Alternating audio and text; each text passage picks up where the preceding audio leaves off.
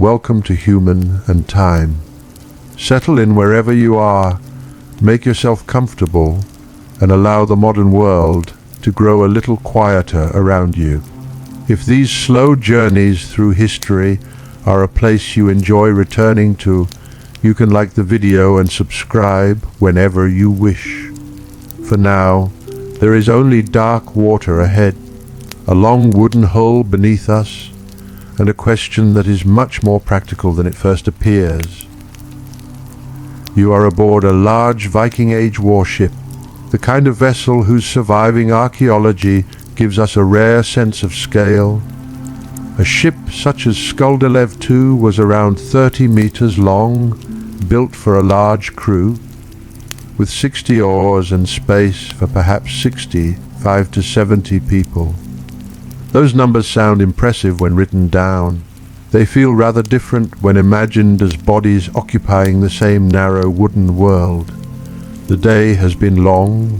The ship has carried people, equipment, food, water, sail, rope, weapons, personal belongings, and the ordinary clutter of a working crew. Now darkness has gathered over the sea, and fatigue has become more important than distance. A modern traveler might think instinctively of going below, finding a bunk, closing a door, or at least withdrawing to a corner designed for sleep. But on a Viking warship, there is no bedroom waiting. There is no row of private bunks, no cabin set aside for the ordinary crew. No neat boundary between the place where work happens and the place where rest begins. The same open interior that held rowers and gear during the day must somehow become a place where tired bodies can lie down. This is the first adjustment the mind has to make. Sleep is not somewhere else. It happens inside the ship. The spaces between the rowing positions could serve as places to rest. The wooden structure beneath the body was not designed as a mattress, and the limits of the hull did not change simply because night had arrived. A person who wanted to sleep had to fit into the space the vessel already provided. The ship did not reshape itself around human comfort. Human beings adapted themselves to the ship. That simple fact changes almost everything. Imagine lowering yourself between the benches and timbers. The surface is hard. Around you are the objects that make the vessel function: rope, oars, containers, equipment, the belongings of other crewmen, the structural ribs and planks of the ship itself. There is no broad, empty floor stretching away into darkness. Every useful piece of space has already been claimed by the practical needs of travel. And there are other people everywhere. On a vessel carrying dozens of crewmen, privacy is not something created by walls. Even a person lying still remains part of a densely shared environment. Someone else may be settling only a short distance away. Another may be reaching for something stored nearby. A pair of legs may occupy the space beyond a timber. A bundle of clothing, a chest, or a length of rope may define the edge of one person's resting place more clearly than any architectural boundary could. The experience would not be identical on every Viking ship. Cargo vessels, coastal craft, and warships were built for different purposes and could carry very different numbers of people. There was no single universal Viking sleeping arrangement that applied to every voyage and every hull. But the large warship gives us the most striking version of the problems. Many people, very little separation, and a vessel whose interior remained fundamentally a working space. Written sources from the medieval north also preserve references to a sleeping arrangement called a hashi fat, a large leather covering or sleeping sack associated with travel. The evidence is textual rather than a complete sleeping bag recovered from a shipwreck, so it must be treated with some care. But the descriptions are valuable because they remind us that people did not simply lie on bare planks and hope for the best. They carried materials that could make rest more bearable, and some descriptions suggest that a ha'i fat could hold two people. It is tempting to translate that immediately into something familiar, a sleeping bag. Yet that modern image can be misleading. There was no zip, no synthetic insulation, no carefully shaped camping equipment. Better to imagine a heavy arrangement of hide, practical rather than elegant, belonging to a world in which leather and wool did work that modern materials now perform for us. The distinction matters because the sensation matters. Wool is not merely a historical costume detail here. Hide is not simply part of a Viking image. These materials stand between a resting body and the exposed environment of an open ship. They trap warmth, soften hard contact, absorb moisture, gather smells, and become part of the physical memory of travel. The wooden hull has its own smell as well. Tar was deeply connected to the maintenance of this maritime world, used with timber and rigging, and a reconstructed ship such as the Sea Stallion required a remarkable quantity of it. On a working vessel, the scent of treated wood would mingle with salt water, wet rope, damp wool, leather, stored provisions, and the unavoidable presence of many people living close together. Nothing about this needs to be exaggerated. A Viking longship does not have to be filthy or miserable to feel foreign to a modern sleeper. It only has to be itself. The distance between one body and another is small. The distance between sleeping and working is smaller still. For a while, remain with the material world immediately around you. A hand resting on the plank does not meet polished furniture. It finds working timber. Wool against the skin may be coarse. Leather has weight. Rope fibers are rough. If the air is cool, these textures matter more than appearance. They are not decoration. They are what stand between the body and the night. The ship is also carrying things that cannot simply be moved out of the way to make a bedroom. Water is essential. Food must travel. Equipment must remain accessible. Personal possessions have to be stored somewhere. A warship is not a floating house to which a few tools have been added. It is a tool large enough for people to live inside.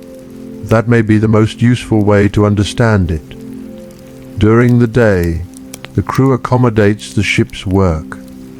At night, their sleep accommodates it too. A modern bedroom is usually built around the assumption that sleep deserves its own architecture. A mattress is raised from the floor. A door reduces noise. Curtains change the light. Belongings are placed around the bed without interfering with it. Even a small room announces its purpose clearly. A Viking warship announces no such thing.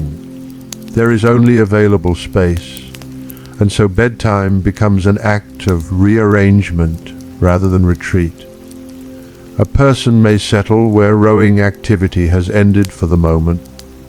Materials that were useful during travel become part of the sleeping environment. The body's position is determined less by preference than by what the ship allows. The scale of Skuldelev 2 helps make this real. A vessel around 30 meters long sounds enormous compared with a small boat. Yet divide that wooden volume among perhaps 60, 5 or 70 human beings, then add the necessities of a voyage, and the sense of spaciousness disappears quickly. Length is not the same as personal room. This is where the subject of sleep becomes a subject of social life. To rest in such a place is to accept proximity. Other people remain audible even when unseen. Their movements affect your own. Their belongings define the shared space. Their need for warmth, dryness, food, and rest exists beside yours. The ship gathers individual bodies into a single practical community. We should be careful not to turn this into a claim that Viking Age people had no sense of privacy. That would be far too broad. The ship tells us only what the ship tells us. That aboard a crowded war vessel, the physical possibilities for private sleeping space were very limited. The difference is important. History often becomes distorted when one unusual environment is allowed to define an entire culture. The longship was a specialized place. What happened aboard it does not automatically describe how the same person slept at home, in a hall in a farmstead, or on land. But for the duration of the voyage, the ship imposed its own rules on everyone inside it. Those rules were written in wood. The ribs of the hull do not care whether a person is tired. The rowing spaces do not widen after sunset. The storage does not vanish. The sea does not become level ground. And yet people slept here. That fact is more interesting than the hardship alone. Human beings are very good at turning repeated inconvenience into routine. We should not rush too quickly toward the larger idea, because the practical details deserve to be felt first. But it is worth noticing that the people using these ships were not necessarily experiencing each night as a shocking ordeal. The strange part belongs mainly to us, looking backward from bedrooms, roofs, mattresses, central heating, private space, and predictable floors. For the crew, this was a known environment. Known does not mean comfortable. It means understood. A sailor can learn where a particular object is likely to be. He can learn how much space another person needs. He can become familiar with the feel of the hull beneath him, the smell of wet materials, the location of gear in darkness, the limited choices available when it is time to rest. The ship's physical order can become a kind of map remembered by the body. This is one reason the question of sleeping on a Viking ship cannot be answered simply by pointing to a spot and saying, "There." A sleeping place is only one part of sleep. The rest comes from the relationship between the body and everything around it. Is the timber dry? Is the wool damp? How close is the next person? What equipment must remain reachable?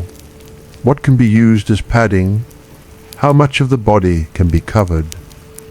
What happens if someone nearby needs to move? Not all of these questions have precise surviving answers. We should resist the temptation to invent them. The evidence gives us the structure of the experience more securely than it gives us every individual gesture. And that structure is already rich enough. The ship is open. The crew is large. Space is shared. Dedicated sleeping berths are absent from the warship evidence we are using. Leather sleeping arrangements appear in written sources. Wool, hide, timber, rope, food, water, equipment, and human bodies occupy the same narrow world. From those facts, a great deal becomes physically imaginable without pretending to know more than we do. There is another reason to move slowly here. Sleep is one of the most ordinary human activities and one of the most difficult to recover archaeologically. A ship can survive in fragments. Timbers can be measured. All positions can be reconstructed. The size of a hull can be estimated with care. But a night's sleep leaves no neat layer in the ground. Fatigue does not fossilize. Discomfort does not remain written on a plank. That means the evidence has to be assembled from different kinds of traces. The ship itself gives us limits.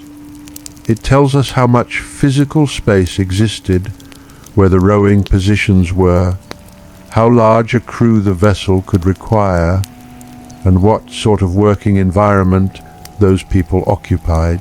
Written sources give us other glimpses, such as the references to the Ashto fat and to the organization of crews. Experimental archaeology can then ask a different question. What happens when a vessel built from that archaeological knowledge is once again filled with people and taken onto real water? None of these forms of evidence can recreate a particular Viking sleep minute by minute. They do something more useful. They narrow the range of what is reasonable. We do not need to invent a named sailor and tell you exactly which timber he chose for a pillow. We do not need to know whether he turned over 3 times before sleeping, or what thought crossed his mind as his eyes closed. Those details have disappeared. What remains is the environment that shaped any such moment, the limited space, the shared whole, the materials close to the body, and the absence of a separate sleeping compartment. There is a quiet satisfaction in allowing the unknown to remain unknown. It leaves the people of the past with some privacy of their own. What we can recover is enough to notice how different the ordinary act of lying down becomes when architecture stops protecting it. On land, even a modest shelter can establish boundaries. A roof distinguishes inside from outside. A wall limits wind. A doorway controls movement. A sleeping place can remain in one location while work happens somewhere else. Aboard the warship, those separations are reduced. The edge of the ship is also the edge of the habitable world. Beyond it is water. Within it, order matters. A crew carrying its own necessities cannot treat equipment casually. Clothing, provisions, weapons, and other belongings have to coexist with the people who use them. Written traditions concerning shipboard organization include sea chests and shared storage. Another reminder that personal possessions were part of the practical arrangement of the crew rather than objects placed conveniently in a private room. Even a chest changes meaning in such a setting. It is not merely storage. It occupies precious volume. It can mark a place, hold equipment that may be needed again, and sit within the same close geography in which people eat, work, and rest.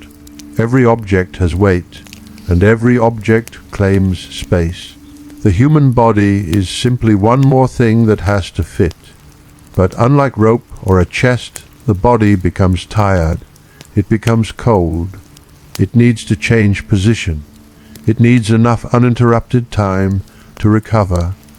The problem of sleep, therefore, exposes the tension at the heart of shipboard life. A vessel designed for movement must still make room for human limits. That tension does not make the ship poorly designed. Quite the opposite. It reminds us what the design was for. The longship's purpose was not to reproduce the comforts of a house.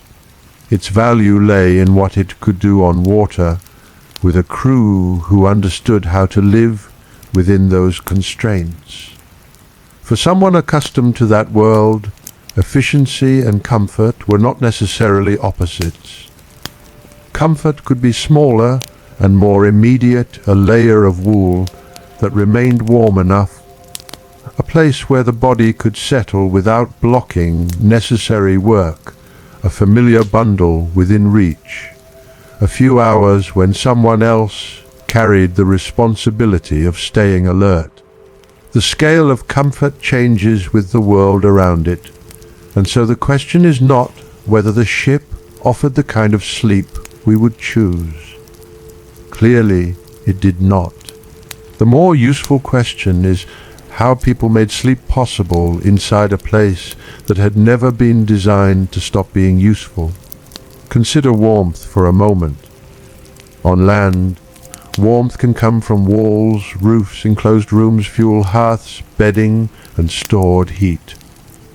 On the open ship, clothing and coverings become more important because the environment offers less separation between the body and the air. We do not need to imagine a violent storm. Even an ordinary cool night on the water makes the difference between dry and damp material meaningful. A woolen layer that has taken moisture is no longer just clothing. A leather covering is no longer just an object. The body notices temperature through them. Hands notice rough surfaces. A cheek pressed against folded material notices weight and texture long after the eye has stopped caring what anything looks like. Sleep reduces the world to contact. The hard thing beneath you, the warm thing over you, the nearby person whose movement you can feel through shared timber, the rope that must not be kicked aside, the edge of a bench, the cold air finding a gap in clothing, the smell of tar that no longer seems remarkable because it has been there all day. This is how a historical vessel becomes more than an archaeological shape. The surviving ship tells us dimensions. Reconstruction tells us something about what those dimensions mean when filled with people. Written sources preserve glimpses of practice. Material knowledge tells us what timber, wool, hide, rope, and water do when human bodies depend on them. Together they create an environment that is surprisingly intimate. Not intimate in the modern sense of privacy, but in the sense that almost nothing is far away. The ship itself is close. Other people are close. The sea is close. Your possessions are close. Work is close. Sleep has nowhere to escape from any of them. This closeness also changes the meaning of silence. A quiet ship is not the same thing as a silent bedroom. Wood shifts under load. Water touches the hull. Rope moves. A sail, when set, has its own presence above the crew. Someone adjusts position. Someone breathes heavily. Someone reaches for equipment. These are not dramatic sounds. They are simply the sounds of a vessel remaining a vessel after daylight has faded.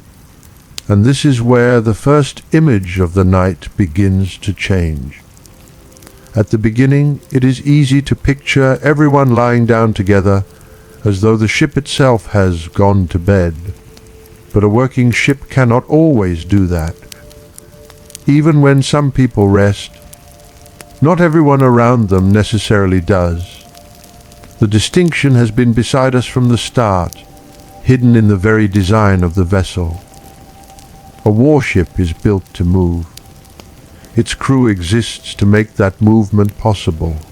Rest is necessary because human bodies tire, but the needs of the voyage do not always wait for every body to be ready. So while one man settles into the narrow space between rowing positions, another may remain upright. While one pair draws hide or wool closer around themselves, someone else is still listening to the water. The darkness does not empty the ship of work. It merely divides the crew differently. For the person trying to sleep, that means the surrounding world does not become motionless. A footstep nearby may belong to someone who still has a task. A low voice may be carrying information rather than conversation. The faint change in rope tension may matter to someone who is still awake. The sleeping person remains inside the same machine as the working person. There is no corridor separating them, no closed door, No lower deck where the sounds become distant. Only a few meters of timber and darkness. This makes the idea of personal comfort almost inseparable from trust. To lie down at all is to accept that other people will remain responsible for things you are no longer watching. The ship does not need every person alert every moment, but it does need enough human attention to keep functioning. That is where the night aboard a Viking longship becomes more than a question of bedding. A resting body is surrounded by a working community, and as the dark water continues along the hull, some of those bodies are already trying to sleep, while others have not lain down at all. The distinction can be heard before it can be seen. Somewhere along the length of the ship, a hand moves across rope. A foot settles against timber. A low instruction passes from one person to another without becoming conversation. The sounds are small, but they belong to wakefulness. They come from people who still have responsibility while others rest. A Viking warship at sea cannot simply become inactive because darkness has arrived. Historical sources describing shipboard organization preserve the idea of watches and duties that continue through night as well as day. The details are not complete enough to reconstruct every hour aboard every vessel, but the principle is clear. Someone must still attend to the ship. That may mean steering. It may mean watching the sail and its rigging. It may mean keeping lookout. It may mean dealing with water that has entered the hull.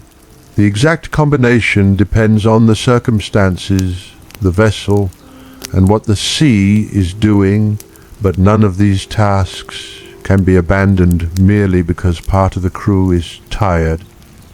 So rest begins to take on another meaning.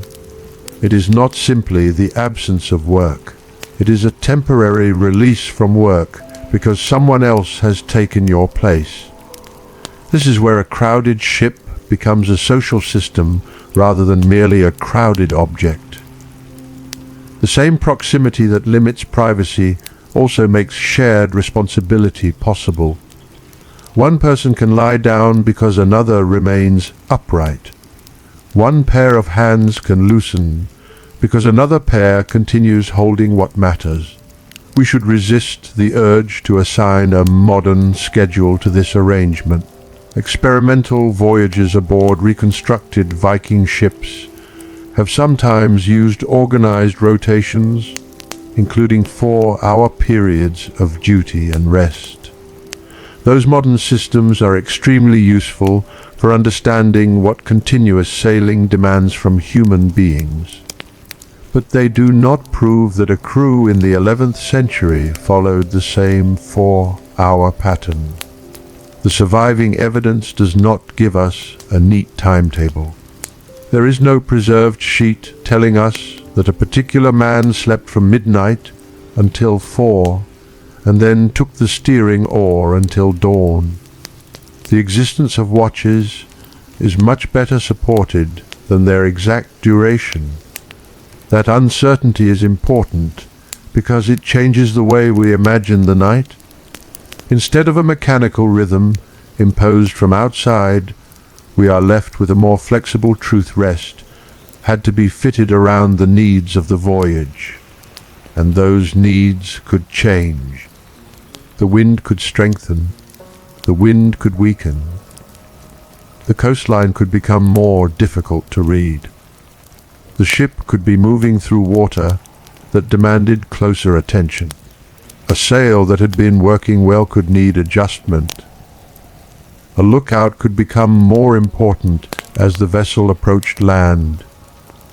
A person trying to sleep existed within all of this, not beyond it. The world around him could become more active without any wall between sleeping and working space. Perhaps the most unfamiliar part of that experience is not the noise itself, but the meaning carried by the noise. In a modern bedroom, a footstep in the night may be an interruption. A door opening may wake someone for no useful reason. A voice can feel intrusive simply because sleep is expected to take place in a protected zone.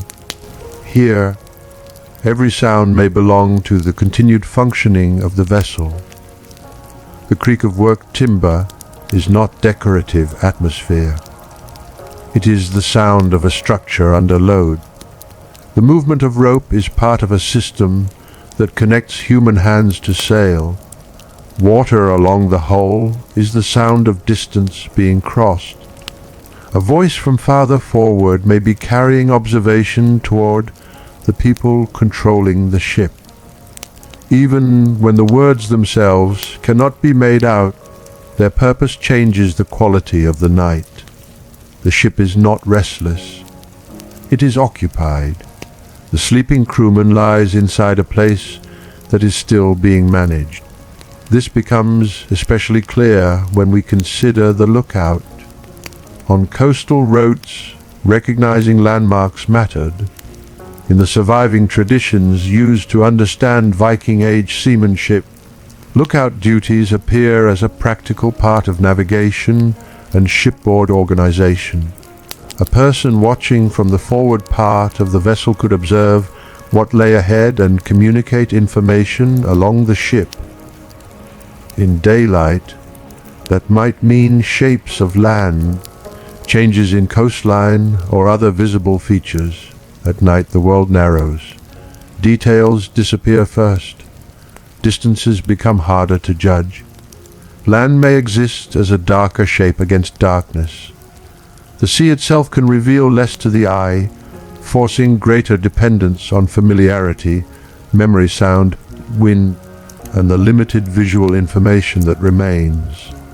This does not mean Viking sailors possessed a single secret method that removed uncertainty.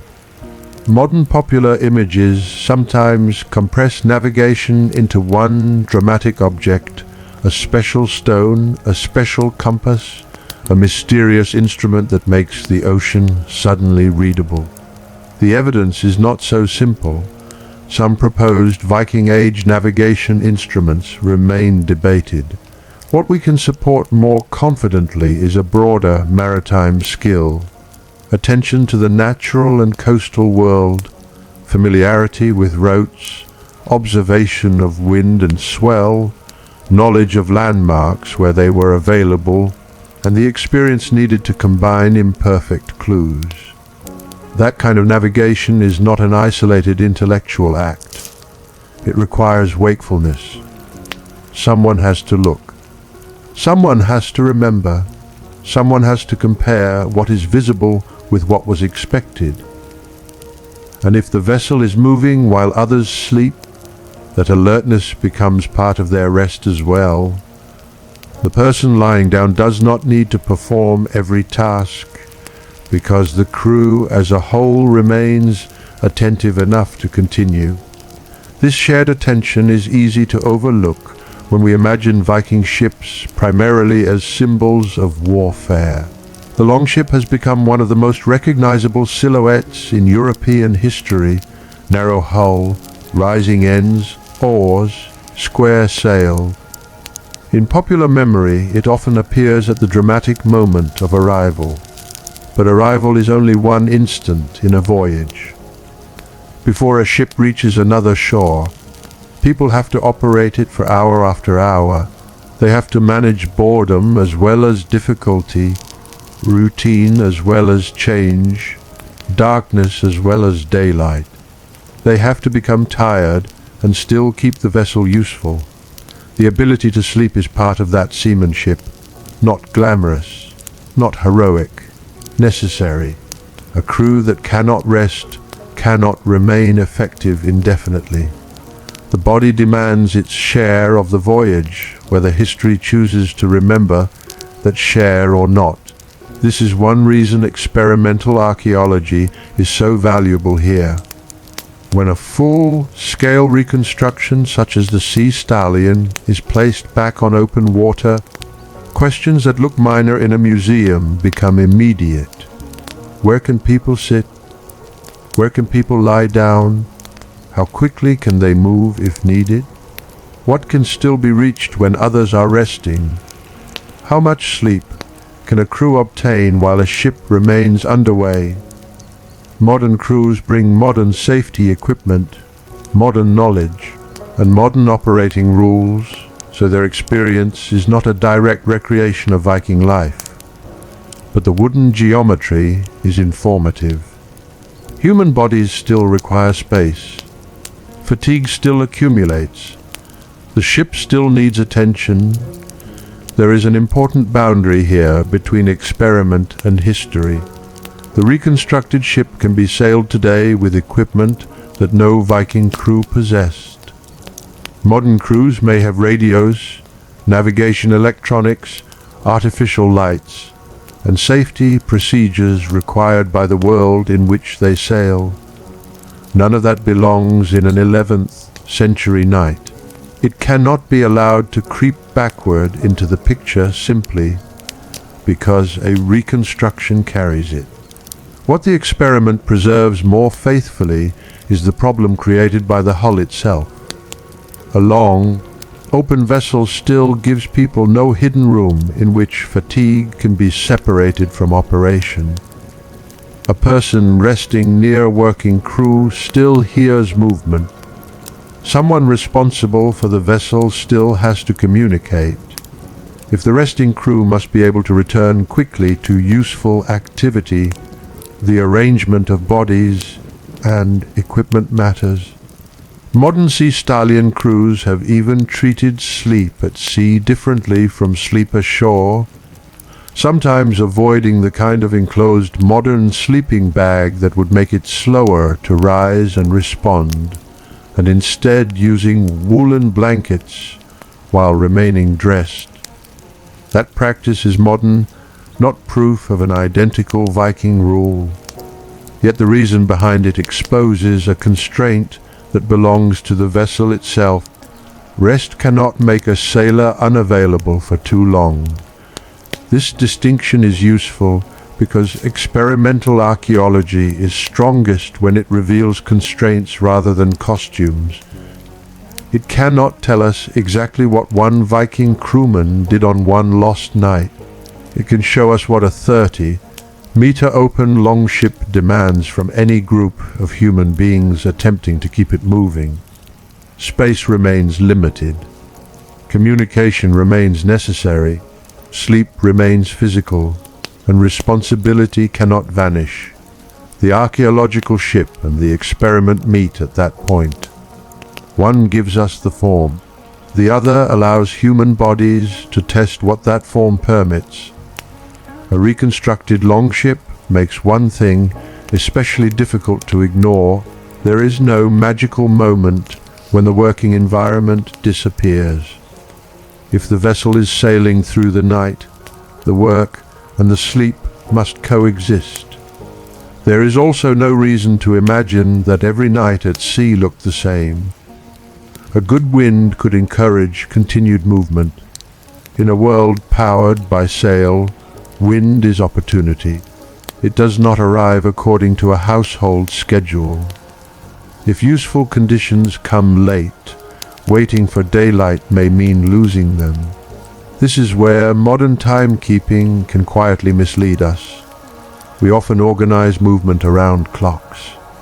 A train departs at a printed hour. A workday has defined boundaries.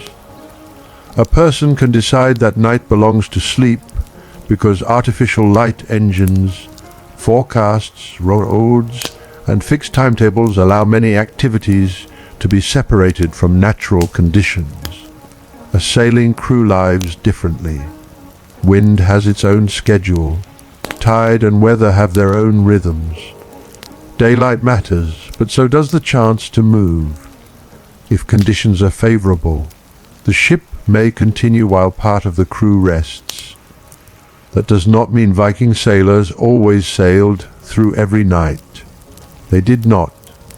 Coastal travel could include stopping, anchoring, waiting, and using sheltered places.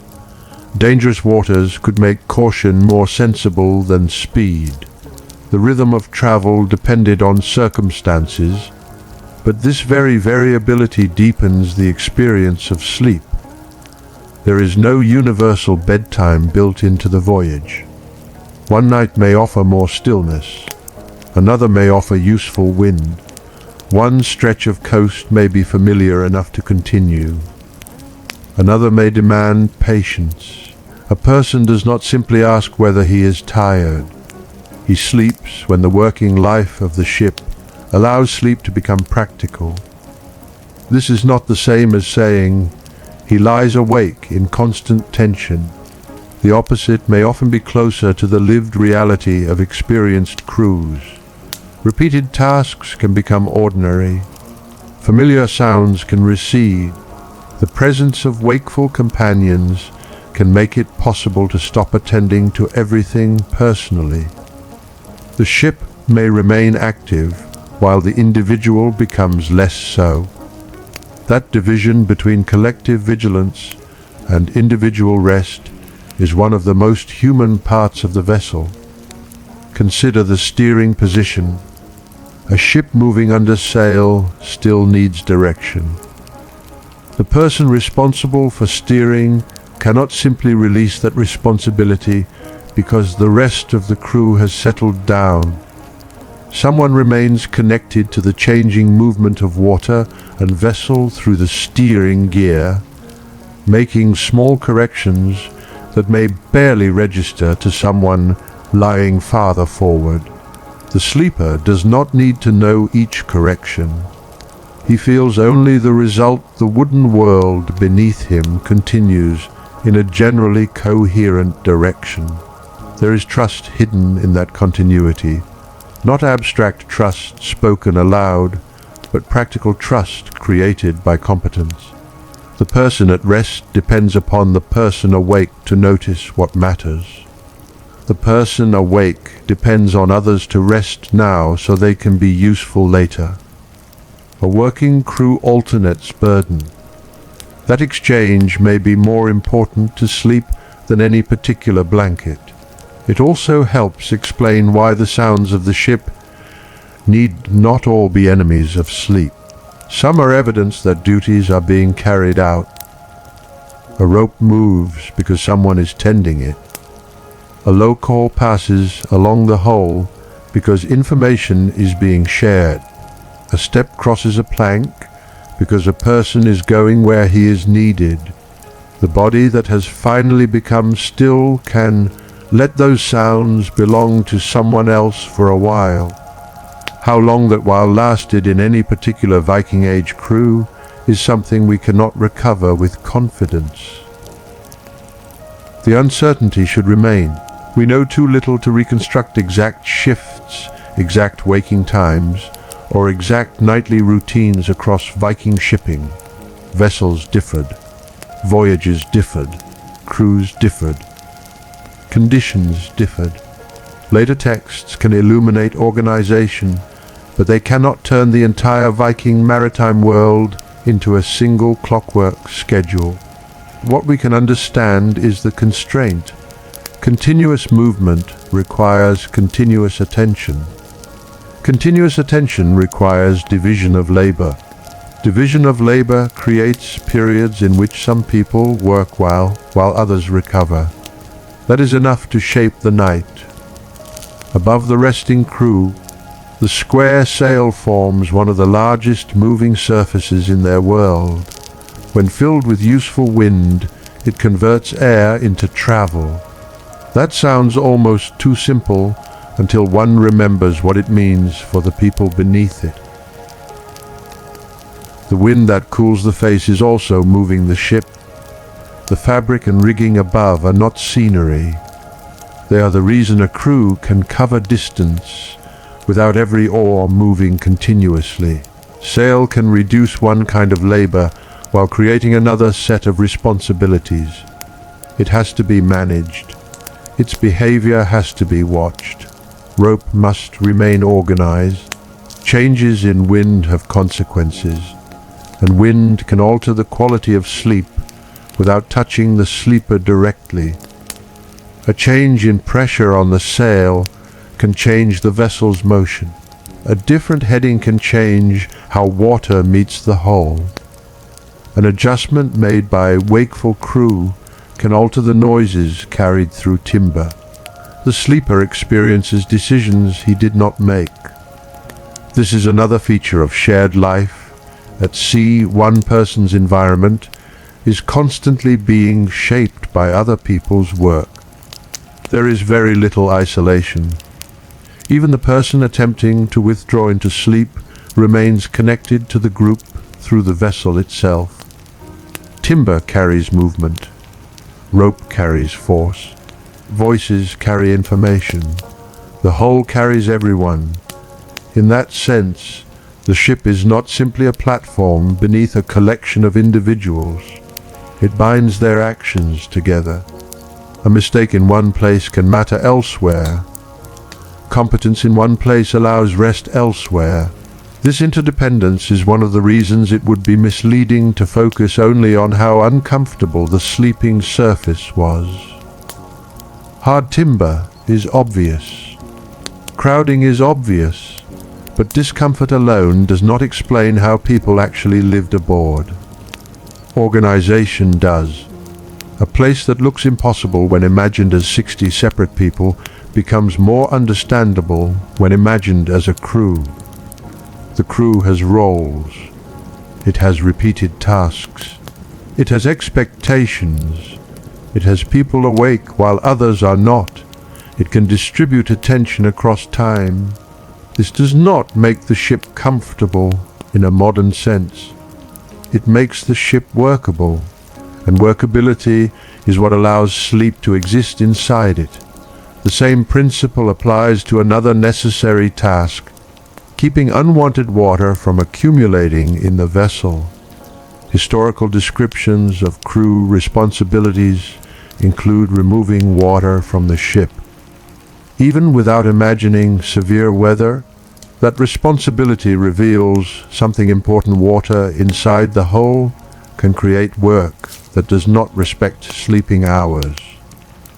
If attention is required, someone must give it. The sleeping space is therefore never fully detached from maintenance. A person may be wrapped in wool or hide, eyes closed, while only a short distance away another person is dealing with a practical problem of the vessel. There is nothing cinematic about the task. That is precisely why it matters. Most history is sustained by undramatic actions. The famous voyage exists because somebody watches rope, somebody keeps direction, somebody looks toward land, somebody deals with water, somebody rests so that later he can take a turn doing the same. A longship crosses distance through accumulated ordinary competence. Night does not interrupt that process. It changes who is carrying it.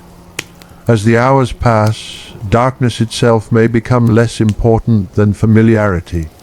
There is no need for the entire crew to stare into it. Those who are responsible remain attentive. Those who are not can allow their world to contract to the few sensations immediately around the body. A fold of wool, a hard edge beneath the shoulder, warmth held close, the breathing of another sleeper, then from farther away a brief voice. Rope shifts, a foot moves. The sail answers the wind. The person resting does not have to interpret everything. That privilege is temporary, and it depends on someone else not having it. This is why the question of whether a modern person could sleep here is difficult to answer simply. If placed suddenly aboard such a vessel, the strangeness alone might keep someone awake. Every sound would seem important, because none of it would yet have meaning. The movement of the crew would feel unpredictable. The absence of walls would be conspicuous. The presence of work during rest would make the ship seem unable to settle. But familiarity changes perception. A sound with a known cause can be less intrusive than a sound without one. A movement expected by the body can be less disruptive than a movement that surprises it. A crew member who understands the night's organization does not have to wonder why someone is still awake. He knows that someone should be. We should not pretend to know exactly how quickly Viking sailors adapted to sleeping aboard, or how deeply any individual slept. Those are personal experiences lost to us. But the structure surrounding sleep is visible enough to understand something essential. Rest was made possible by shared responsibility. The ship could continue because wakefulness was distributed. And as wakefulness moved from one person to another, so could the chance to lie down. The darkness begins to thin almost imperceptibly, not yet with sunrise, but with the subtle loss of depth that comes before it. Shapes along the ship become easier to separate from one another. A person who has been upright for some time remains at his task. Another body nearby begins to stir. Nothing announces a new shift to us. No surviving timetable allows that certainty. There is only the practical fact that tired people cannot remain useful forever. At some point, the balance changes. Someone who has watched now needs rest. Someone who has rested becomes available to work. The exchange can happen quietly. A body rises from wool and hide. Another takes the opportunity to become still. The ship continues through the same water, and with a little more light gathering over the surface, the night leaves behind a second question that the darkness had partly concealed. Even when there is space to sleep, and even when someone else is awake in your place, what does the movement of the sea itself do to a tired human body? The first light does not make the deck more comfortable. It only makes the movement easier to see. A low grey brightness spreads over the water and begins to separate one surface from another, sail from sky, rope from timber, the curve of the hull from the sea beside it. Bodies that were little more than shapes in darkness take on weight again.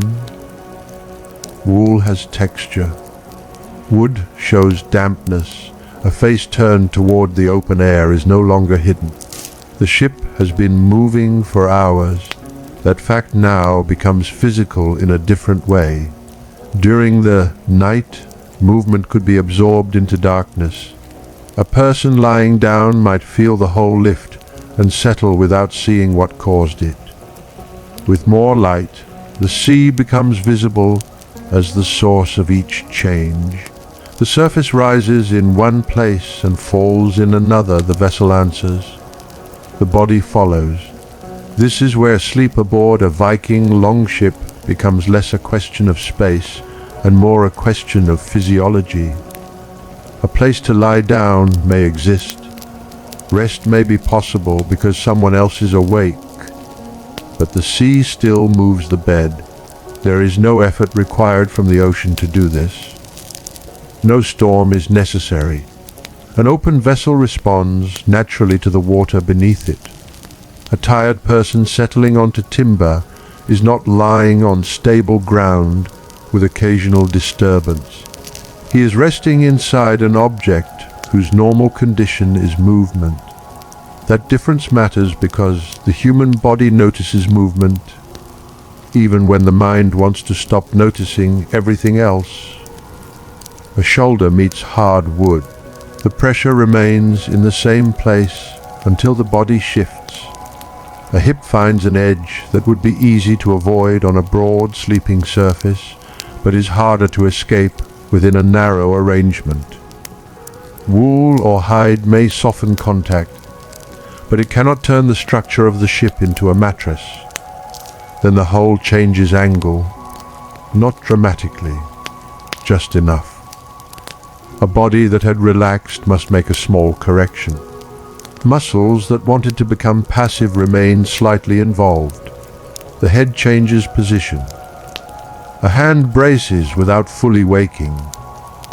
A knee settles differently against cloth or timber. None of this needs to become suffering. It is simply work that sleep now asks from the body.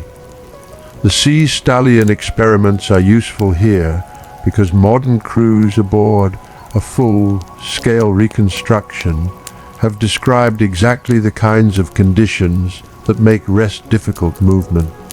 Cold, wetness, noise, and hard places to lie down. These observations do not give us the private experiences of Viking sailors. They do not tell us how deeply an 11th century crewman slept, or how often he woke. What they do is confirm that the physical problem is real. A long open hull built according to Viking Age archaeological evidence still moves beneath modern bodies. Hard timber remains hard. Water remains wet. Cold air still reaches people who are not protected by cabins.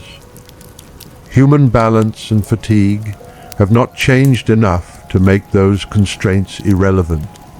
The experiment, therefore, brings us closer to the limits of the ship without pretending to recover the exact thoughts of the people who once used one. And the limits are easier to understand now, with daylight gathering slowly over the sea.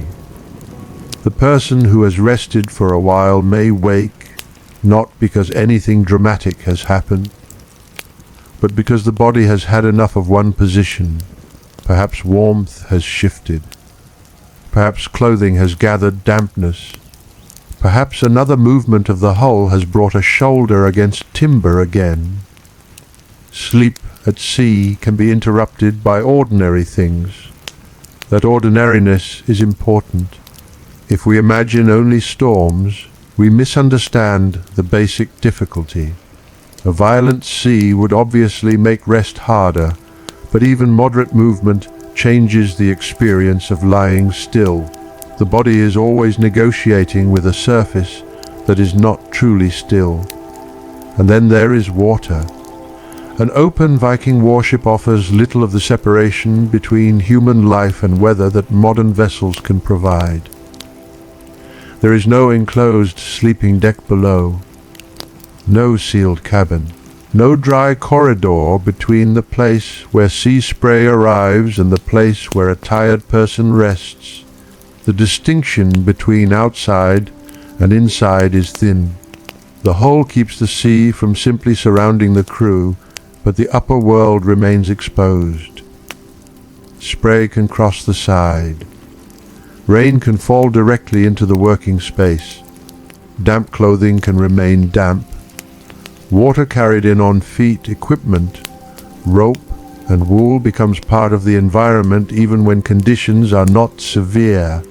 Modern experimental voyages aboard the Sea Stallion have shown how quickly wetness can become a practical problem. In rougher conditions, spray can strike the crew repeatedly, and water entering the vessel must be dealt with. Again, we should not take the weather of one modern voyage and paste it onto every Viking crossing. The value lies elsewhere. The vessel demonstrates what exposure means. There is nowhere for wetness to disappear simply because it is inconvenient. A man who lies down does not enter a separate dry system. If his wool is damp, he lies in damp wool.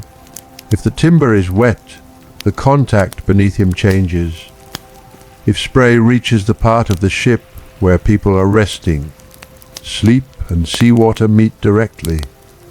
This makes clothing and coverings part of the technology of rest. They are not merely what a person happens to be wearing. They are insulation, padding and protection gathered closely around the body.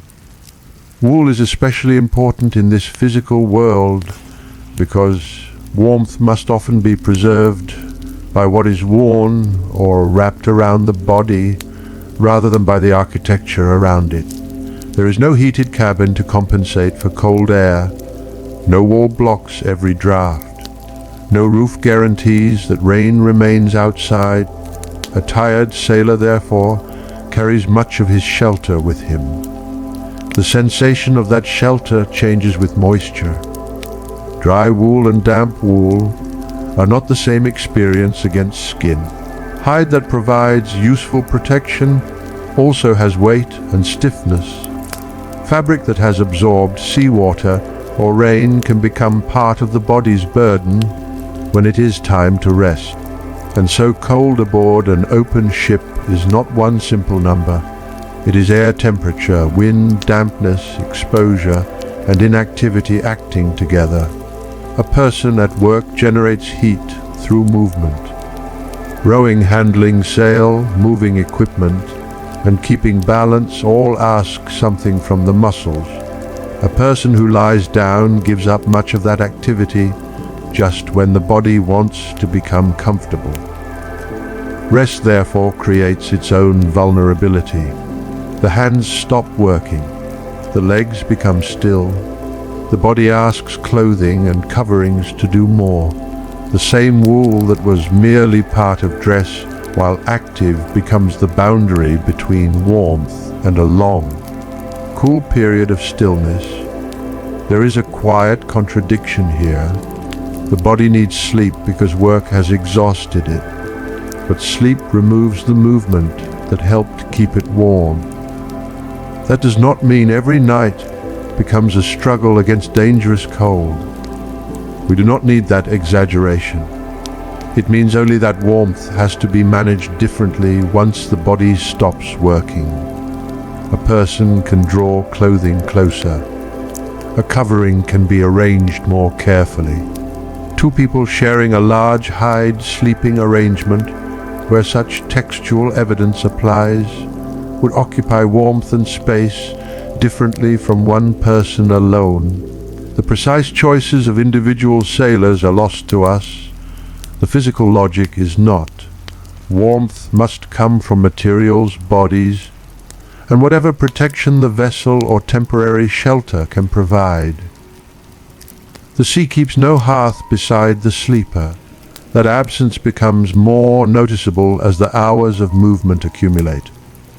On a war longship, there was no permanent fireplace built into the vessel for preparing hot food in the way one might imagine aboard a later ship with a dedicated galley. The research used for this journey points, instead toward shore, based cooking in many warship contexts, supported by later legal traditions describing the cook going ashore for water and food preparation. This does not mean people at sea had nothing to eat. Stored provisions could travel with them. Bread, dried fish, butter, flour, grain products, and water belong to the evidence surrounding maritime provisioning. But there is a difference between carrying food and producing the warmth of a fresh cooked meal whenever one wants it. That difference reaches sleep too. A cold body does not receive comfort from the idea that food exists somewhere aboard. The body cares about temperature, energy, thirst, and whether the next opportunity to stop will allow those needs to be addressed more fully. Water is especially unforgiving. A ship can carry it, but water is heavy and occupies space. People need it whether they are working or resting. A large crew multiplies that need. Experimental voyages have made the logistical burden obvious, even when modern consumption figures cannot simply be converted into Viking Age rules. Every mouth aboard turns water into part of voyage planning, and every container devoted to it is another reminder that the whole is carrying life support as well as people. When a tired sailor reaches for water, the act is simple. The system behind it is not. Enough must have been brought, enough space must have been given to it. The crew must know when another opportunity to replenish supplies is likely. This is one reason shore stops matter so much later in the journey, but for now the ship remains at sea, and thirst belongs to the same compressed world as sleep. Salt can settle on skin, the mouth may feel dry despite water all around. Stored food has its own smell among wool, tar, rope, and damp timber. The body waking from poor rest does not experience these things as separate historical categories. Food, clothing, movement, weather, and sleep are one condition. This is the living world of the vessel. A modern description might divide it into sections called nutrition, ship design, meteorology, and sleeping arrangements. A sailor cannot. His back hurts where it meets wood. His clothing may be damp. Someone nearby is awake and working. The vessel lifts. He drinks. He closes his eyes again. History happens all at once. For some people, the movement itself brings another problem.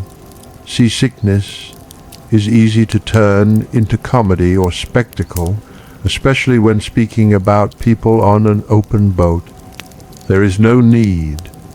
Motion sickness is simply a human response that can occur when the body's systems struggle with movement.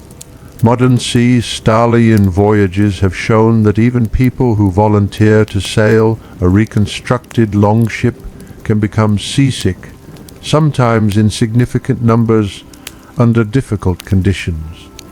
That observation does not justify saying that Viking crews were constantly ill at sea. Experience matters. People accustomed to maritime movement may tolerate it better than someone encountering it suddenly.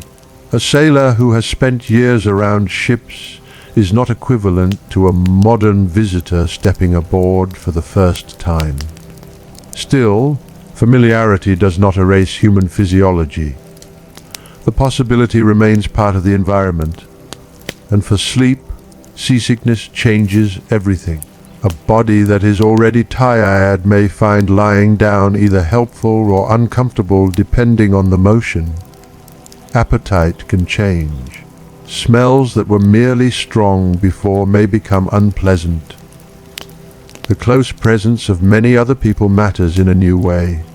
Again, we do not need to invent a scene of widespread illness. The important point is smaller. The same movement that makes the ship travel can make the human body resist the journey. Viking maritime life therefore required not only technical knowledge, but physical accommodation. People had to learn what their bodies could tolerate. Some may have done so more easily than others. Some may have been deeply familiar with the sea. Some travelers aboard such vessels may have been less so. The evidence does not allow us to rank individual reactions. What survives is the moving environment that produced them. Movement also affects work. If water enters the hull, it must be removed. Historical evidence for shipboard duties includes bailing, and the need is easy to understand. A wooden vessel at sea is not a sealed modern capsule. Spray, weather, and ordinary leakage can all create water where the crew does not want it. This means another sound can join the morning, water being moved out of the ship. It is a practical sound rather than a dramatic one, and it returns us to the relationship between the person resting and the person working. Someone dealing with water is protecting more than the ship as an object. He is protecting the conditions in which everyone else can continue to function. A little more water underfoot means more wet material. More wet material means more cold and discomfort. Too much water means a greater practical problem. So the ordinary labor of keeping the interior manageable reaches directly into sleep.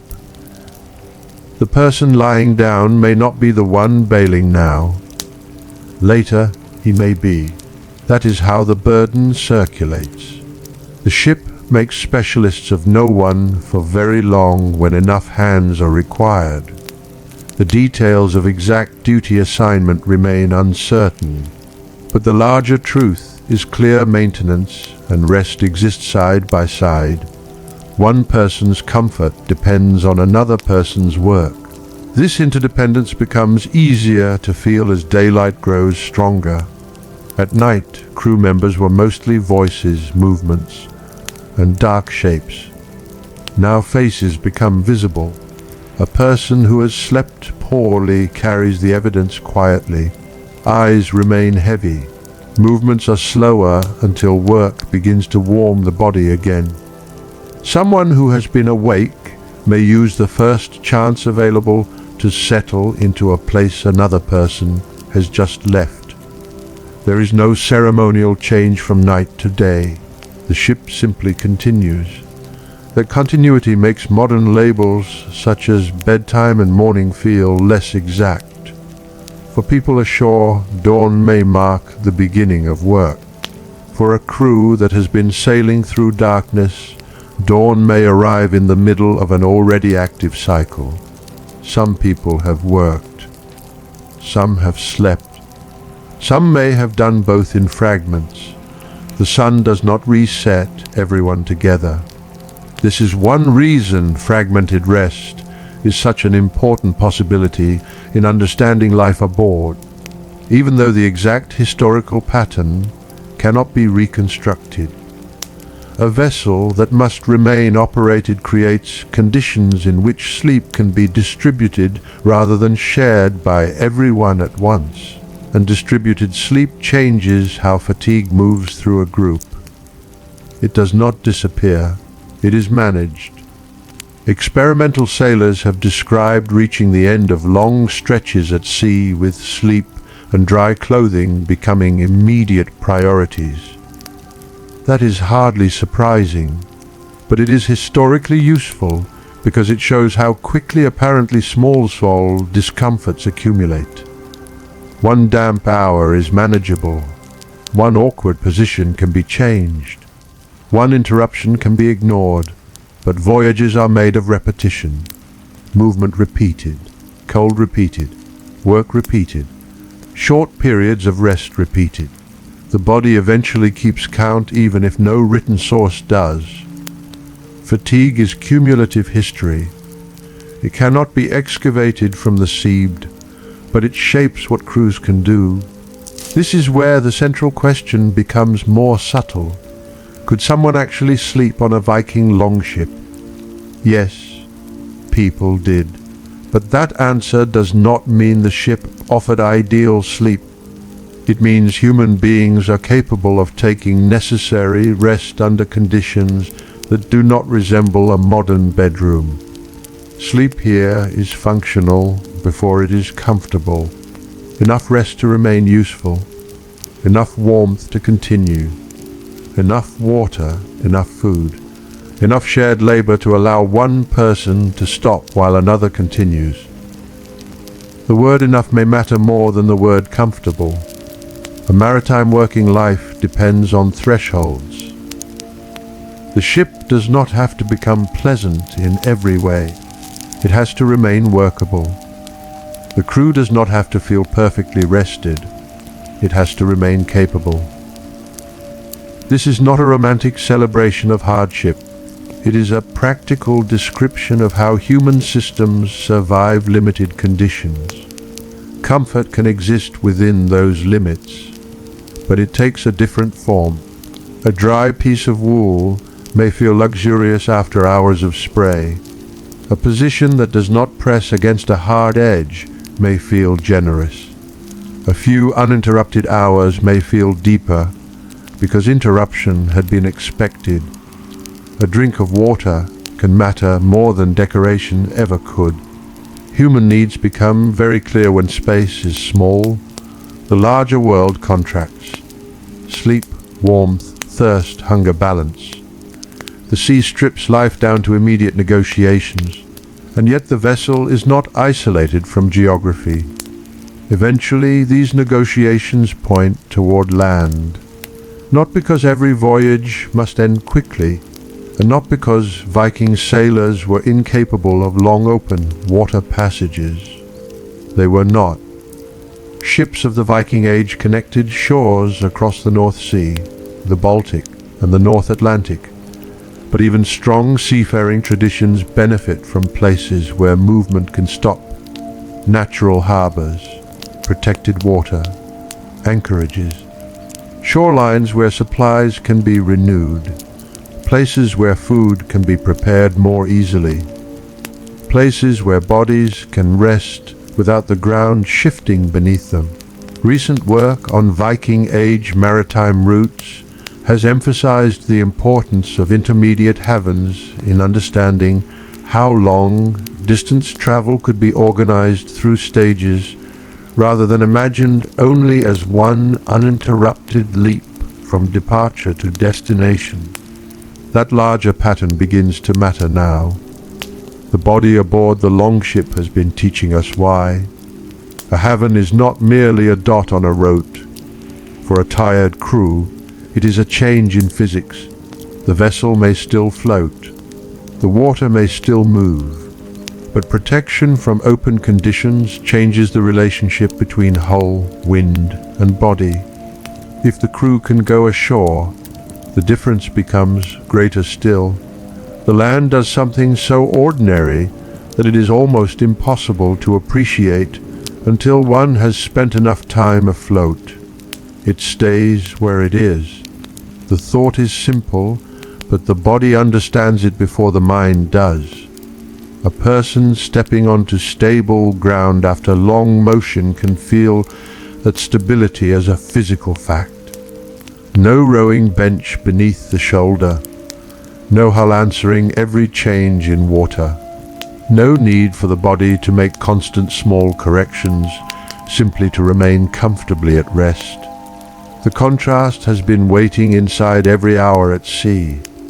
We do not need to hurry toward it. The ship has not reached shelter yet. The water around it is still open enough to keep the body attentive, but the signs of a different environment can begin to appear gradually. The character of the water changes first. The movement becomes less exposed. A line of land that had been distant grows more definite. The wind still touches the sail, but the ship no longer seems to stand in the same relationship to the open sea. Voices aboard remain practical. People who have been tired for hours do not need a speech to understand what a more protected place may offer. There may be water to collect. There may be a chance to prepare food differently. There may be equipment to attend to. There may be no luxurious rest at all. But there is the possibility of stillness. For the body that has spent the night learning every hardness of timber, every shift of weight, every damp fold of wool, that possibility is already enough to change the meaning of the approaching shore. The hull continues forward, but the motion begins, little by little, to soften. The hull continues forward, but the motion begins, little by little, to soften. The change is subtle at first. The sea is still beneath the ship, and the sail still carries wind, but the water no longer seems to lift the vessel with the same open reach. The longship has entered a more protected relationship with the coast. What had been an exposed horizon now gathers shape and depth. Land is no longer merely a line to be watched. It is becoming a place the crew may actually use. For a tired body, that difference matters before anything else does. The ship has not suddenly become comfortable. Timber remains timber. Damp wool does not dry merely because a shoreline is nearer. The crew still has work to do. But the possibility of shelter changes the meaning of the next few hours. Viking Age travel by sea was not always one continuous leap from departure to destination. Recent research into maritime routes has emphasized the importance of intermediate havens, anchorages, and protected stopping places.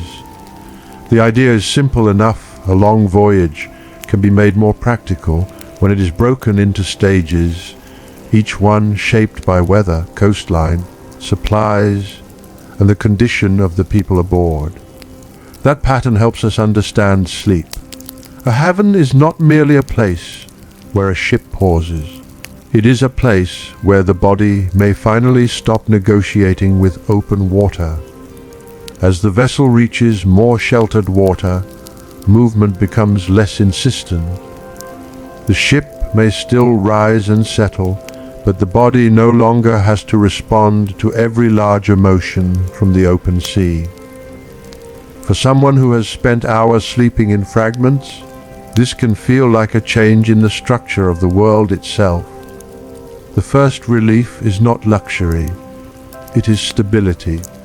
A shoulder that has been pressed against timber all night still aches. Clothing may still be damp. Hunger may still be present, yet the body begins to understand that it may soon be able to rest without being moved by the hole beneath it. This is one of those historical experiences that modern language can easily flatten. We might say that the crew stops for the night, but a stop is not a simple interruption of travel. It is work of another kind. Water may need to be gathered. Food may need to be prepared. Equipment may need attention. The ship itself may need checking after time at sea. People who have been awake for long periods may need to change places with those who have rested. The transition from sea to shore does not end labor, it reorganizes it. Later legal traditions from Norway describe warship crews making regular use of the shore for water and for preparing food. These sources were written down after the Viking Age, so they cannot be treated as a perfect timetable for every 11th century voyage. But they fit well with the practical needs of an open warship and with the broader evidence for coast-oriented travel and stopping places. What matters here is the human consequence. A ship without a permanent cooking hearth does not provide the same relationship to food as a house or hall. At sea, provisions can be carried. People can eat what they have brought, but the chance to go ashore changes what is possible.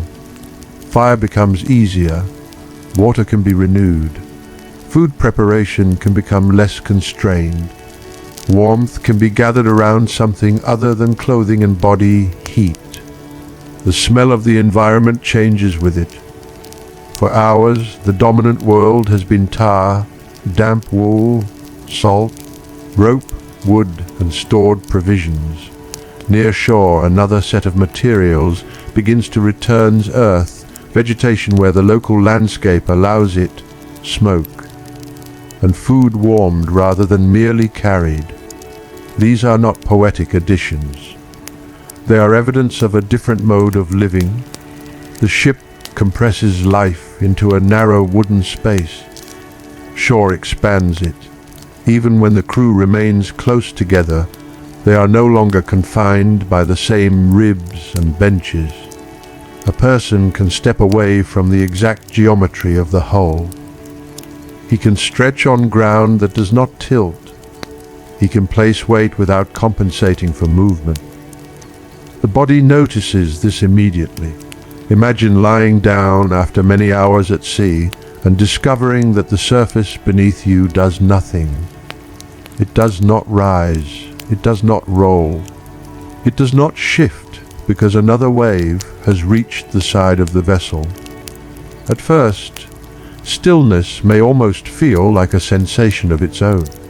The contrast explains why shore and ship should not be treated as separate subjects in this story. They define each other. The difficulty of sleeping aboard becomes clearer when we feel what changes once the motion stops. And the value of a sheltered place becomes clearer when we remember what the body has already endured. A coast, then, is more than geography. It is part of the sleeping system of maritime life. Some stopping places may have been natural harbors. Others may have been smaller protected areas where a vessel could anchor or draw closer to land. The exact character of each stop would vary, just as the voyage itself varied. We do not need to imagine a developed port every time. The useful thing is protection. Protection from open water. Protection from the full force of wind. A place to pause. A place to obtain water. A place where some forms of work become easier. And sometimes a place where the crew can sleep differently.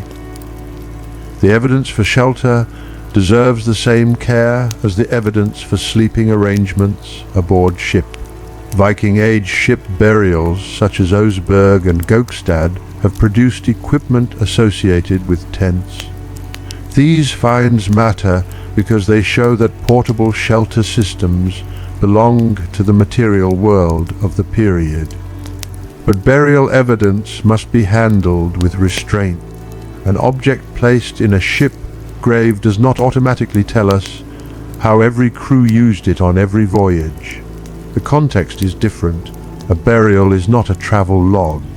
Still, the existence of tent equipment is significant. It tells us that portable shelter was technologically familiar. Written sources from the medieval North also contain references that suggest tents or coverings could be associated with ships and with periods of anchoring or rest. The exact form of a shipboard tent in the Viking Age is not preserved with enough certainty for us to rebuild every detail in words. We should not imagine a standardized canvas roof rolled out in the same way on every longship. We do not know that. What we can say is more modest and more useful. Temporary shelter on or around ships was part of the wider tradition, and crews had ways of creating more protection than the bare open hull alone could provide. That possibility matters most when weather is poor, or when a stop lasts long enough for rest to become the main priority. A covering changes the relationship between sleeping bodies and the sky. A tent ashore changes it further. Neither creates a modern bedroom, but history is often made from relative improvements. A dry patch of ground is not a mattress. A temporary shelter is not a house. A fire is not central heating. Yet after a long period exposed on the water, each of these can feel substantial. This is where the idea of comfort becomes very specific to the world around it. Modern comfort is often measured by abundance. More space, more warmth, more privacy, more softness. On a Viking voyage, comfort can be measured by reduction. Less movement, less wind, less dampness, less noise from working rigging, less need to rise immediately because the ship demands attention. The standard changes because the environment changes. A crew that has spent enough time at sea may not need luxury to experience relief. Still ground can be enough. This does not always mean complete ease. A crew may still need to remain alert near shore. Weather may change. The vessel may require attention. A protected anchorage is not a guarantee of perfect sleep, but the body can respond to the possibility. It can loosen in a way that was harder aboard. It can stretch. It can remain in one position without correcting for every movement of the sea. It can warm beside a fire rather than only inside clothing. These are small changes, but sleep is made of small changes. The difference between a difficult night and a tolerable one may be no more than a dry layer beneath the body, less wind against the face, or the knowledge that the ground will not move. There is also food, At sea, provisions are part of the ship's burden. They are stored, protected, and consumed within the limitations of the voyage. On shore, the act of preparing food can become part of the resting place itself. Warm food does more than provide energy. It changes temperature from within. It gives the hands something heated to hold. It produces steam, smell, and a sense of pause. Again, we should not invent a specific meal. The research does not give us one universal menu for every crew on every stop. What matters is the distinction between stored sea fare and the greater flexibility that shore access can provide. The difference is that shore gives organization more room. The crew can spread some tasks out. One group can deal with water, another can attend to food, others can check equipment. Some may rest sooner. The exact divisions are not preserved for us, but the human logic is familiar. Work can be distributed because people share the same immediate needs. This is where the Viking ship begins to look less like a symbol and more like a temporary society. On the open sea, the hull compresses that society. At a haven, it unfolds. The same people who seemed almost fused together by benches, rope, and timber can now occupy a larger physical world. That change may also affect privacy. Not necessarily by modern standards and not automatically. A traveling crew remains a group. Sleeping arrangements may still be close. Temporary shelter may still be shared. But the body can move away from the exact place where work happened. That alone creates separation. For the first time in many hours, sleep does not have to occur inside the same narrow structure that carries the voyage. This may be one of the greatest differences between resting ashore and resting aboard. The surface under the body is no longer part of the machine. It is simply ground. That simplicity is easy to underestimate. The ship asks every object to justify its space. The shore does not. A blanket laid on the ground does not block an oar. A body stretched out does not interfere with steering. A piece of equipment can be moved farther away without risking that it will disappear over the side. Space becomes less expensive, and when space becomes less expensive, the body can be less disciplined about how it occupies it. A sleeping person can turn. A knee can extend. A shoulder can move away from pressure. The freedom is small by modern standards. After the ship, it is enormous. The same is true of warmth. A fire requires fuel and care, but once established it changes the geometry of rest. People gather around a source of heat rather than trying to preserve only what warmth their clothing already holds. The face warms, hands warm. Damp fabric may have a better chance to dry. The smell of smoke enters wool that previously smelled mostly of salt and ship. This is not decorative campfire atmosphere. It is practical recovery. The body has been spending energy to remain useful at sea. Warmth helps restore what exposure has taken. Food does the same. Drying does the same. Stillness does the same. Sleep does the same. A haven therefore acts almost like a workshop for human recovery. The ship receives attention too. An ocean-going vessel is not merely transportation, it is a collection of materials under constant strain. Rope works, sail works, timber works, people work. A stop can allow all of them to be examined more carefully. We should not invent specific repairs where none are documented for a particular voyage, but the broader logic of maritime stopping places includes maintenance.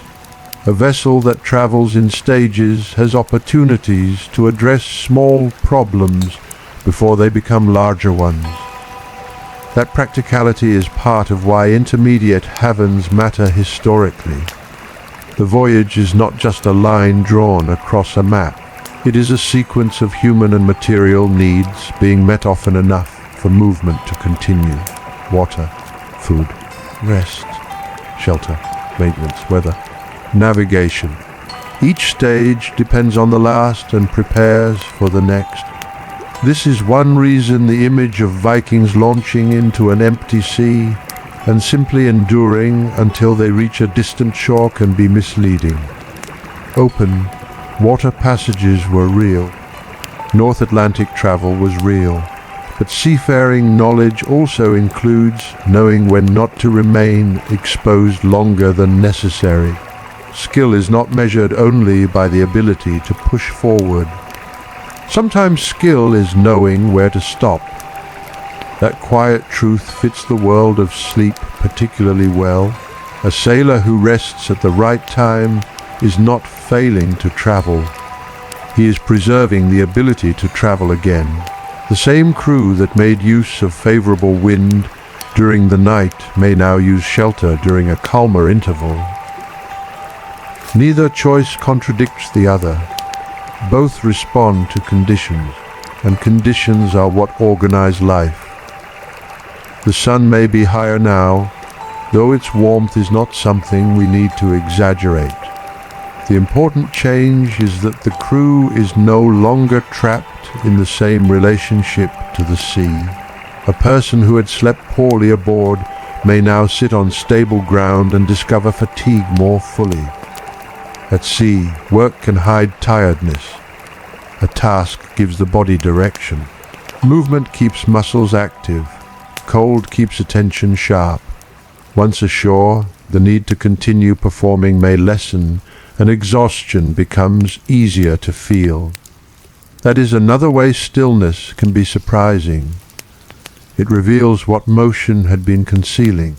A body that seemed merely uncomfortable aboard may suddenly feel very tired when it no longer has to compensate for the ship. This is not a weakness. It is recovery beginning, and recovery has its own pace. Wet clothing does not become dry instantly. A meal does not erase fatigue. A short stop does not guarantee deep sleep. Some people may still have responsibilities while others lie down, but the conditions have changed enough that rest can become more complete.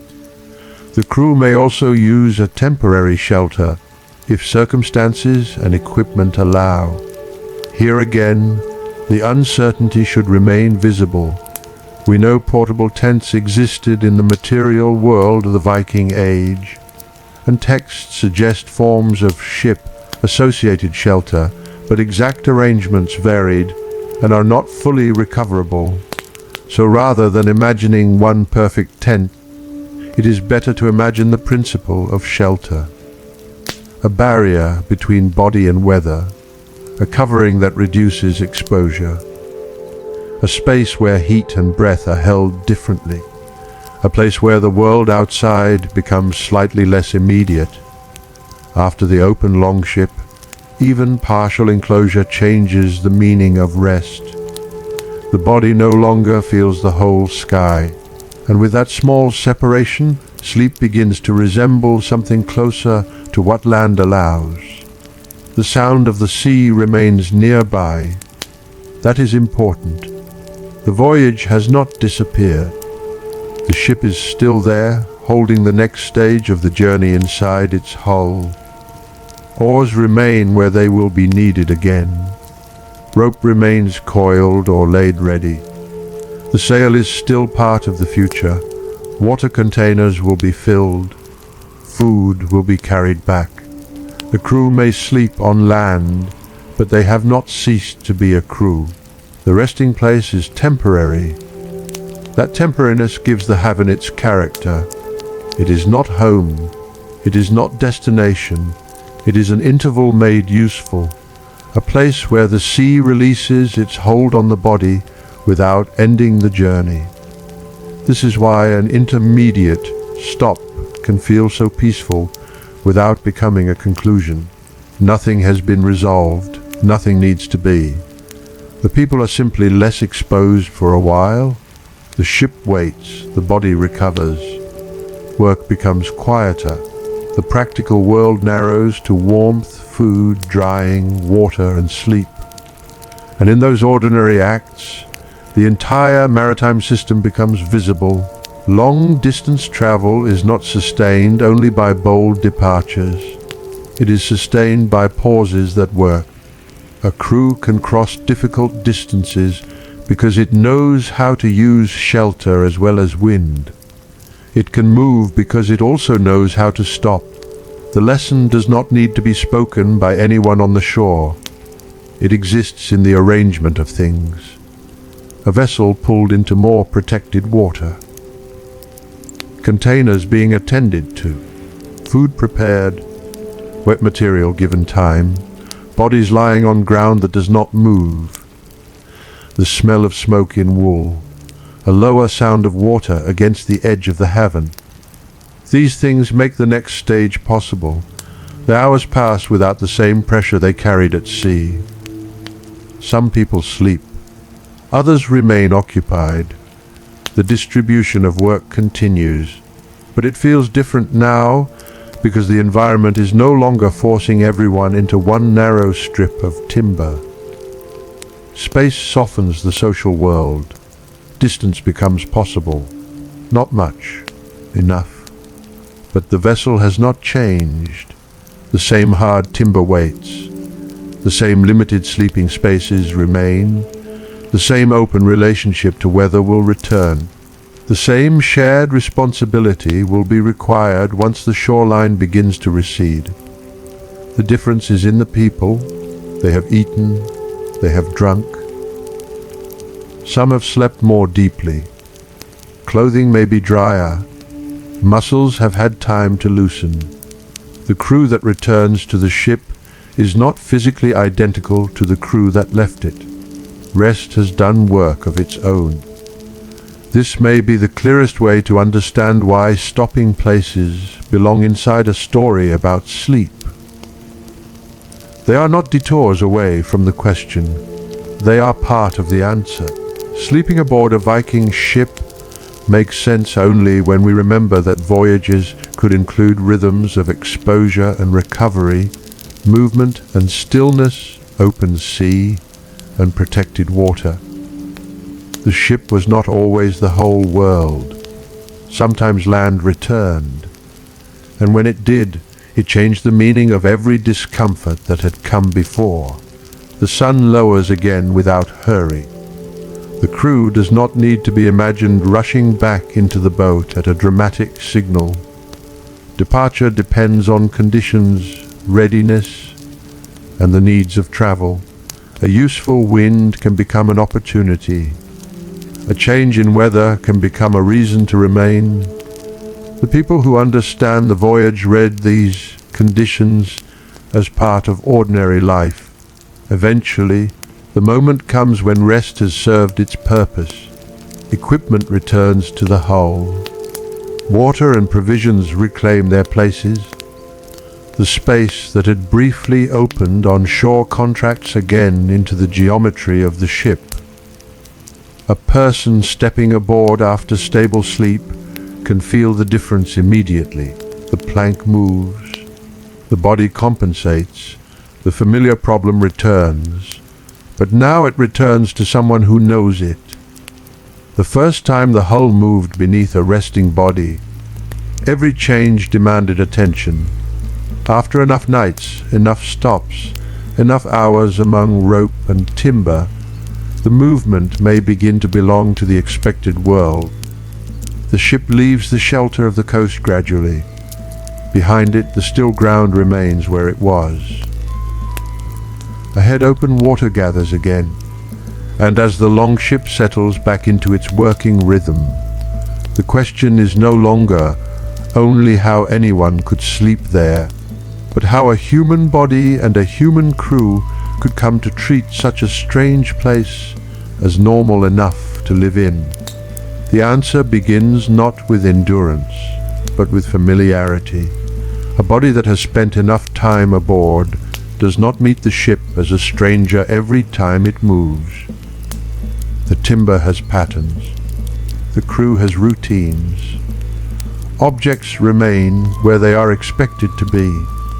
Sounds that once demanded attention begin to separate themselves into those that matter and those that do not. This is not something archaeology can measure directly. No surviving plank tells us how many nights it took before a sailor stopped waking at every shift of the hull. No written source records the exact moment when an unfamiliar sleeping place became ordinary.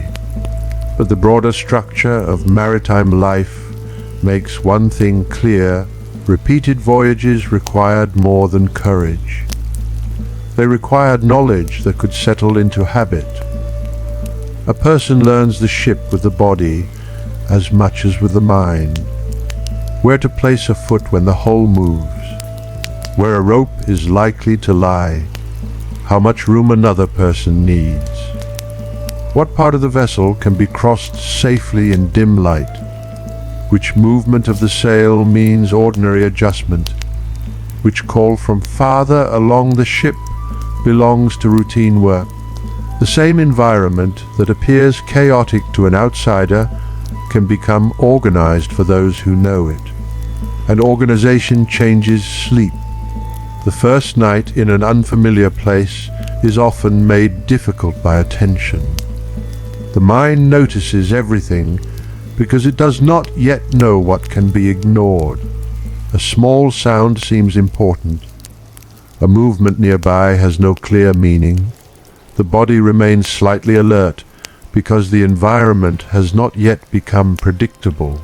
An experienced seafarer lives in a different relationship with the same sounds, not because he is immune to discomfort, not because cold becomes warm or hard timber becomes soft, but because meaning reduces uncertainty. A rope shifting under normal strain is one thing. A voice carrying an expected instruction is another. The hull moving in a familiar way beneath a known sea state belongs to the working world of the vessel. This kind of familiarity may be one of the quietest technologies aboard.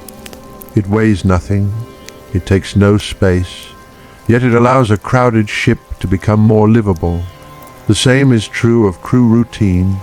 A large war longship, such as the vessel we have used as our physical reference, could carry dozens of people, perhaps around 60, 5 or 70 in the case of Skuldelev 2. Seen only as a number, that crowd suggests disorder. Seen as a crew, it suggests something else, repeated coordination. People do not need to improvise every ordinary action from the beginning. They know that the vessel has tasks. They know that responsibility moves. They know that one person's period of rest exists because another person's period of work has begun. That knowledge makes the sleeping space social in a way a private room is not. A private bed allows a person to withdraw. A shipboard resting place allows a person to depend. The difference is subtle, but it runs through the entire voyage. Someone is watching while another sleeps. Someone is steering while another lies still. Someone may deal with water in the hole while another remains wrapped in wool. Later, the roles can reverse. No one individual has to remain permanently alert if the group can distribute the burden. That distribution is what turns a collection of tired bodies into a functioning crew. And the crew changes the meaning of discomfort. A narrow space is easier to accept when everyone understands how to use it. A shared sleeping area is less confusing when personal belongings and equipment follow familiar arrangements. A period of interrupted rest is less uncertain when there is an expectation that another opportunity to rest will come. We do not know the exact timing of those opportunities on a particular Viking Age voyage. that uncertainty remains. But the practical principle does not depend on a preserved timetable. A working ship survives by rhythm, not always a rhythm measured in equal hours. A rhythm of tasks, weather, opportunity, fatigue, shore and sea. Over time, the body learns that rhythm. The coast recedes behind the longship now, and the open water returns. But it no longer feels quite as foreign as it did when we first entered the vessel. The same materials remain around us. Timber, wool, hide, rope, water. The difference is that each now belongs to a system we understand. The hard plank beneath a sleeping body is not merely uncomfortable wood. It is part of a whole whose shape determines where everyone can rest. The wool is not merely rough clothing. It is warmth carried with the body. The rope is not clutter. It belongs to the sail and to work that may continue while others sleep. The nearby voice is not random disturbance. It may be part of keeping the ship useful. Once those relationships become visible, the vessel stops looking like an empty historical object and becomes what it once was, an inhabited technology. People lived inside its purpose. That does not mean every Viking Age ship created the same human world. This is important because the familiar word Viking ship can make many different vessels collapse into one image. The large war longship has served us well because its crowding makes the problem of sleep especially clear. But other ships were built around different needs. A cargo vessel such as Skuldelev I belonged to another part of the same maritime culture. It was shorter than Skuldelev II but broader, with a large cargo capacity and a much smaller working crew, perhaps only 6 to 8 people. Its central space was devoted to cargo, while crew areas were arranged around the vessel's practical purpose. That is a very different social geometry. A ship carrying a small crew and heavy cargo does not produce the same sleeping experience as a long warship carrying dozens of rowers. There may be more space per person in one sense and less usable space in another, because cargo claims so much of the whole. The work is different. The number of bodies is different. The relationship between crew and vessel is different. So there is no single answer called Viking sleep at sea. There are families of answers. The sleeping world of a warship, the sleeping world of a cargo vessel, the sleeping world of shorter coastal travel, the sleeping world of longer open water passages, the sleeping world of a night spent underway, the sleeping world of a protected anchorage, the sleeping world of a crew able to go ashore. This variety does not weaken the question that brought us here. It makes the answer more human. People rarely live inside tidy categories. They adjust to circumstances. A sailor on a large warship may spend one night surrounded by a dense crew and another in a more protected stop. A merchant crew on a cargo vessel may occupy a different arrangement entirely. Weather changes. Routes change. The purpose of the voyage changes. Sleep follows. That may be the most historically honest conclusion available to us, though it need not feel like a conclusion at all. The Viking Age did not produce one standardized sleeping system at sea. It produced maritime communities capable of resting inside the conditions their vessels and voyages created. The common thread is adaptation, not adaptation in the grand evolutionary sense. Small practical adaptation, knowing how to fit, knowing when to lie down, knowing what to keep close, knowing which sounds belong to someone else's duty, knowing when shore is worth using, knowing when favorable wind is worth continuing through the night, knowing that the body must be allowed to recover if it is expected to work again. These are ordinary skills, and ordinary skills are what make extraordinary distances possible. It is easy to look at Viking expansion on a map and see lines moving outward from Scandinavia toward Britain, Ireland, the North Atlantic, and beyond. Maps make travel clean. A road becomes a stroke of ink between two coasts. But no one traveled as a line. The distance was lived hour by hour. Someone had to stay awake. Someone had to sleep. Someone had to drink. Someone had to eat. Someone had to become cold and then warm again. Someone had to wait for weather. Someone had to recognize land. Someone had to make room for another body. The scale of Viking maritime mobility rests on these small acts. The great historical fact that people crossed seas depends on the quieter fact that people could remain functional while crossing them. Sleep belongs inside that story not as a curious footnote, but as part of the infrastructure of movement. A ship can be beautifully built. Its sail can be efficient. Its crew can know the route. But if human bodies cannot recover, the system eventually fails. Rest is therefore not separate from seafaring skill. It is one of the things skill has to protect. This gives the sleeping crewman a different place in the history of the ship. He is not someone temporarily doing nothing. He is part of the vessel's future usefulness. His stillness makes later work possible. The person at the steering oar depends on others eventually taking a turn.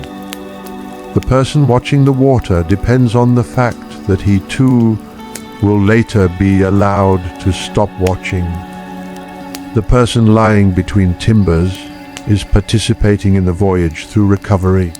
Once we see that, the image of sleep aboard changes again. At first, the sleeping man seemed almost out of place inside a machine built for movement. Now he belongs there completely. A working vessel needs sleeping people.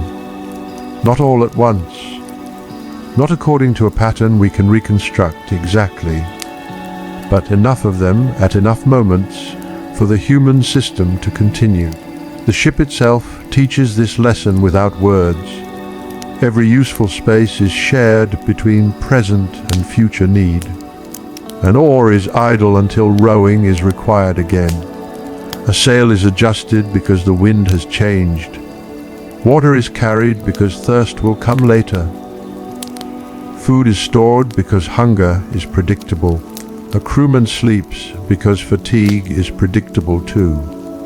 The maritime world becomes manageable by anticipating what the body and the vessel will need next. This is one of the reasons familiarity can become comfort without ever becoming softness. Comfort may be knowing that a particular fold of wool is dry enough, knowing that the person beside you will not step where your body lies, knowing that the crew understands its responsibilities, knowing that the current motion of the ship is ordinary, knowing that land will appear eventually, knowing that the hard place beneath you is at least a known hard place. There is a deep difference between discomfort and uncertainty. The first can sometimes be endured when the second has been reduced. An experienced crew cannot control the sea, but it can reduce uncertainty inside the ship. Order the equipment. Divide the work. Recognize conditions. Use shelter when available. Continue when conditions are useful. Rest when rest becomes possible. Through repetition, the strange becomes structured, and structure allows the body to let go. The light begins to fade again over the water. We have moved through more than one kind of night now. The first felt full of questions because the ship was unfamiliar. The next revealed the wakeful work continuing around sleeping bodies. Then came the physical demands of movement, cold, wetness, and fatigue. Shore briefly returned stability to the body before the vessel carried us outward again. Nothing about the ship has become luxurious. That would be the wrong transformation. The change is in understanding. The open hull no longer seems empty of sleeping arrangements simply because it lacks beds. The lack of a cabin no longer means the crew has no way to rest. The presence of work no longer means sleep is impossible. The movement of the vessel no longer needs to be imagined as constant crisis. The pieces fit together. Sleep happens where space allows. Warmth comes from clothing, coverings, bodies, and shelter when shelter is available. Work continues through shared responsibility. Rest may be fragmented. Shore can restore what open water gradually takes. Different vessels create different conditions, and habit makes all of these things more ordinary. The night gathers slowly enough that no one aboard needs to acknowledge the exact moment it arrives. The sea darkens first between the small areas of reflected light. Then the sail becomes less distinct. Faces lose detail. Timber that was brown becomes almost black. The working world narrows again to touch and sound. A hand knows where rope should be. A foot knows where timber rises. The body settling down knows how much space it can claim without expecting more. This time, the darkness is not filled with the same strangeness. A person can lie down without needing to inspect the whole ship. Someone else remains awake. That fact no longer feels surprising. It feels necessary. The longship moves under sail, and the crew divides itself between motion and recovery as circumstances require. Farther along the vessel, a low voice carries only as much sound as the work demands. Another person adjusts position beneath wool. The wood beneath him is still hard. The air still reaches the open interior. The sea still changes the angle of everything. Yet familiarity has given each discomfort a place. The body knows that the movement is part of the ship. The mind can stop treating every shift as new information. This may be as close as we can come to the lived answer. Not a reconstructed schedule. Not an invented Viking bedtime ritual. Not a single universal sleeping posture. Something simpler. People learned to sleep inside the working conditions of their vessels. They did not require the ship to become a house first. The ship remained a ship, and human life arranged itself within it. That arrangement helped make possible a maritime world whose reach was far larger than the sleeping spaces inside its vessels. Across the North Sea and the Baltic, toward island coasts and Atlantic routes, ships carried people through distances that maps later make look effortless. But the effort was always there, in hands, in backs, in wet clothing, in lookout duty, in hunger, in small periods of rest, in someone becoming still while someone else remained awake. History often remembers movement more easily than recovery. It remembers departures and landfalls, raids and trade, settlements and voyages. Sleep leaves almost no monument, yet every journey passed through it. The farther people traveled, the more necessary the ordinary body became. A tired person in a rough covering between the timbers of a ship may seem insignificant beside the larger history of Viking seafaring. But the larger history could not exist without thousands of such insignificant moments.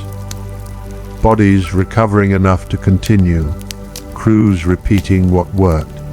Knowledge passing not only through stories or instructions, but through practiced movement. The ship becomes familiar because people have used ships before. A younger or less experienced sailor can watch where others place things when they rest, how they respond to motion, which tasks are treated as ordinary. We should not invent a particular lesson or conversation. Learning does not require one. It can happen through proximity. In a crowded vessel, behavior is visible. Competence has a shape. Routine can be copied. The social world of the crew, therefore, carries knowledge as surely as the sail carries wind. This too makes the vessel more livable over time. No one has to rediscover the solution to every small problem alone. The culture of seafaring already contains accumulated answers. How to organize space, how to divide tasks, how to use the coast, how to preserve provisions, how to keep the vessel working, how to allow people to recover. Some of those answers are visible archaeologically. Some appear in later written traditions. Some can be tested through experimental sailing. Others have vanished because they were too ordinary to record. The gaps matter.